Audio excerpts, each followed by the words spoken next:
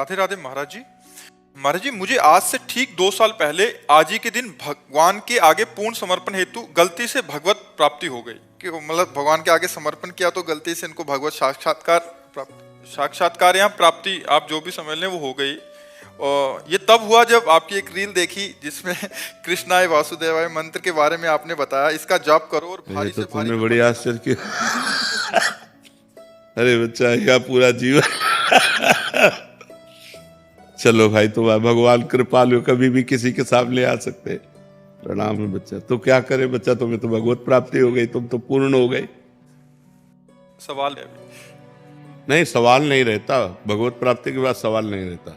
ब्रह्म भूता प्रसन्नात्मान सोचति न कांक्षति समाः सर्वेषु भूतेषु मद भक्तिम लभते पराम। जिसे ब्रह्म की अनुभूति, परमात्मा की अनुभूति हो जाती है, उसके अंदर कोई प्रश्न नहीं रहता, कोई चाह नहीं रहती, कोई भय नहीं रहता, कोई चिंता नहीं रहती, कोई शोक नहीं रहता। इसीलिए तो हंस दिए।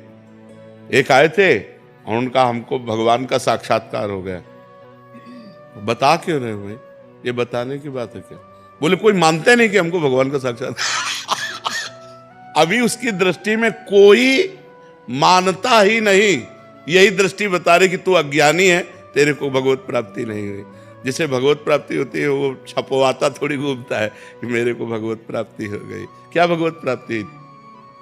महाराज जी, उसके बाद क्या हुआ? 2 महीने बहुत अच्छा चला, सब कुछ सब अच्छा चला। अरे बच्चा, बकवास है। 2 महीने चला, फीस के एक बार जिसे भगवत साक्षात्कार हो जाता, तुम्हें पता ले भगवत प्राप्ति किसे कहते हैं।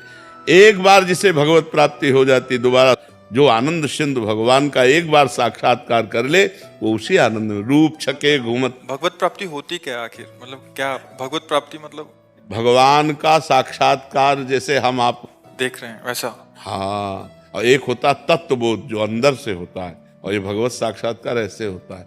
एक बार हितधाम में थे तो 10-5 लोग उनके साथ थे और ऐसी लड़की थी तो 10-5 लोग नौजवान सब ऐसे हमारे पास आए। बोले श्री जी ने इनको दर्शन दिए हैं, वो आपके दर्शन के लिए आई हैं। तो हम कहा हमारी श्री जी स्वामिनी, उनको श्री जी ने दर्शन दे दिया तो हमको उनके पास दर्शन करने जाना चाहिए। अब उनको जरूरत क्या हमारे पास आने की? पर चलो बुलाओ। अब वो तो मार माला पहने और सब लोग वो वैसे सब ड्रामा बनाए हुए थे।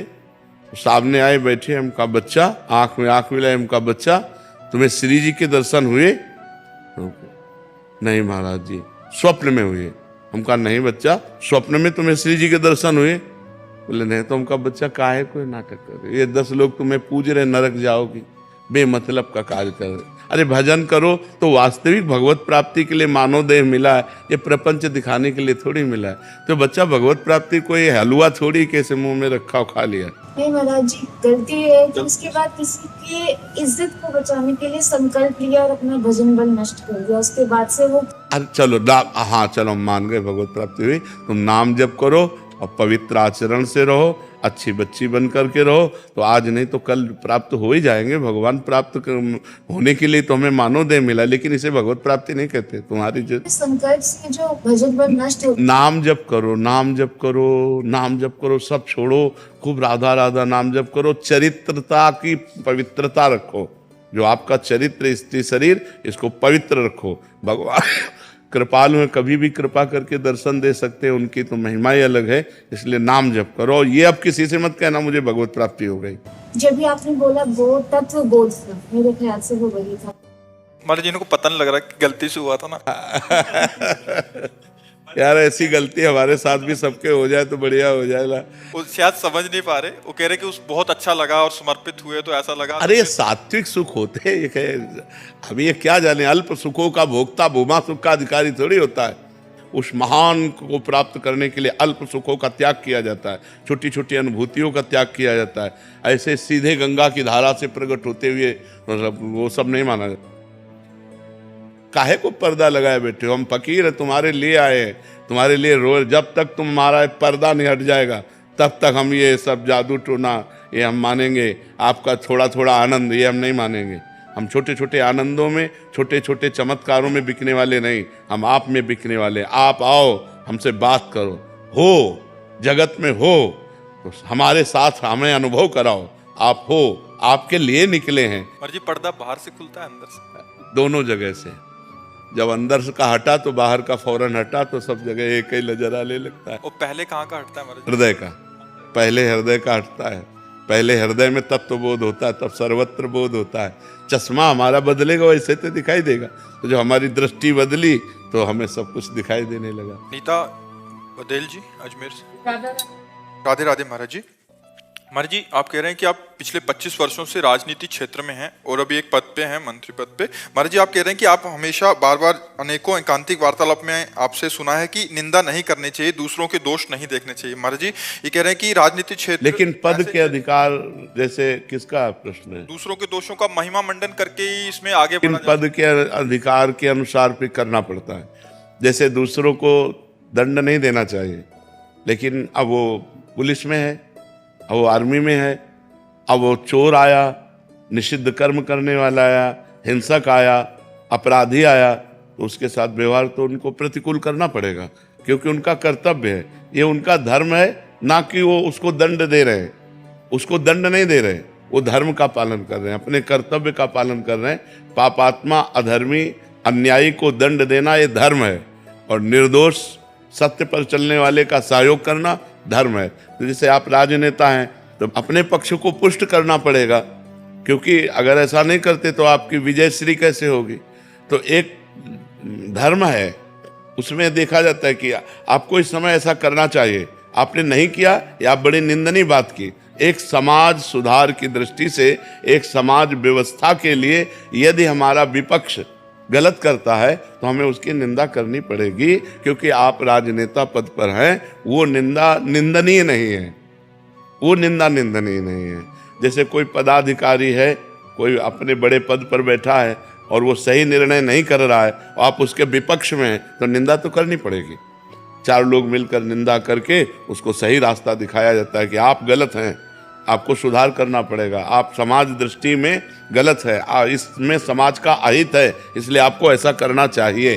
तो ये करना होता है, उसमें उसे निंदा नहीं मानी जाती है। जी। श्री नारायण पेड़ीवाल जी गुजरात से। राधा वल्लभ सिंह। श्री हरिवंश महाराज जी। महाराज जी पिछले 2 वर्षों से आपका सत्संग एवं एकांतिक वार्तालाप नित्य सुन रहा हूँ। धीरे धीरे अब पूरा परिवार भी आपको नित्य सुनने लगा है। परिवार के युवाओं में भी आपके प्रति श्रद्धा जागृत हुई है। आपकी वाणी से उनके विचारों में परिवर्तन भी आया है और नई ऊर्जा और दिशा मिली है। महाराज जी मेरा एक प्रश्न है, किसी भी रिश्ते में अहंकार, ईगो और स्वाभिमान मतलब सेल्फ रिस्पेक्ट में कैसे फर्क करें? आज पूरा विश्व आपको सुनता है, आपकी देखो, बातों पर श्रद्धा। स्वाभिमान को हम जान नहीं पाए, इसलिए हम स्वाभिमान को, देहाभिमान को ही स्वाभिमान समझते हैं। अपनी कुल, अपनी जाति, अपने पद, अपनी प्रतिष्ठा को हम स्वाभिमान समझते हैं। स्वाभिमान शब्द परम पवित्र है, स्वाभिमान की रक्षा करनी चाहिए। पर स्वाभिमान का मतलब शरीर को लेकर नहीं है, स्व तत्व को लेकर है। स्व तत्व आत्मा को कहते हैं। शंकर सहज स्व रूप संभारा, तो लाग समाधि अखंड अपारा। स्व आत्म तत्व को लेकर के है, भगवत तत्व को लेकर के है। स्वाभिमान हम या तो किसी जाति पक्ष को लेते हैं, या कुल धर्म को लेते हैं, या राष्ट्र पक्ष को लेते हैं। कोई न कोई हम पक्ष लेते हैं, लेकिन स्व का सही अर्थ है आत्मस्वरूप। आत्मस्वरूप, हम आत्मस्वरूप अर्थात भगवत मार्ग के विरुद्ध नहीं चल सकते, उसे अभिमान नहीं कहते। जैसे अस अभिमान जाई जन भोरे, मैं सेवक रघुपति पति मोरे। सिया राम जी मेरे प्रीतम है, पति हैं, स्वामी हैं, और मैं उनका सेवक हूँ। अब मैं धर्म के विरुद्ध नहीं चल सकता। हम अहंकार उसे कहते हैं जिसमें मैं के आगे कोई लगे। जैसे मैं अमु, मैं के आगे जो तत्व, मैं शुद्ध ब्रह्म है, उसके आगे जो शब्द लगता है उसे अभिमान कहते हैं। लेकिन स्वाभिमान जो कहते हैं वो आत्म तत्व को लेकर, स्व आत्मा का नाम, स्व भगवान का नाम है। हम धर्म के विरुद्ध नहीं चल सकते, उसे स्वाभिमान कहते हैं। कि हम धर्म, जैसे जब मुगलों ने आक्रमण किया तो स्वाभिमान की रक्षा के लिए हमारे सनातन धर्मियों ने स्वयं आत्महत्या कर ली, गला कटवा लिया, लेकिन विधर्म को स्वीकार नहीं किया। यह है स्वाभिमान, क्योंकि वो परमात्म तत्व धर्म से लेकर के जुड़ा हुआ है, उसका शरीर संबंध से नहीं है। अगर शरीर संबंध से है तो वो कुलाभिमान होगा, वो जाति अभिमान होगा, वो विद्याभिमान होगा, वो धनाभिमान होगा, वो पदाभिमान होगा। ये निंदनीय है। ये धर्म की तरफ से निंदनीय है। लेकिन अपने धर्म के लिए, जैसे अब हमारा धर्म है सनातन, अब सनातन धर्म हमारा स्वाभिमान है, लेकिन सनातन धर्म कितना महान है इसको देखना होगा। सनातन ब्रह्म है, सनातन वायु है, सनातन पृथ्वी है, सनातन जल है, सनातन श्री कृष्ण है, सनातन श्री राम है। हम अपने इस धर्म के पालन के लिए प्राण त्याग देंगे तो हमारी सदगति हो जाएगी। स्वाभिमान जागतिक प्राकृतिक प्रपंच को लेकर के नहीं, वो अभिमान होता है, और जो भागवतिक धर्म को लेकर होता है उसे स्वाभिमान कहते हैं।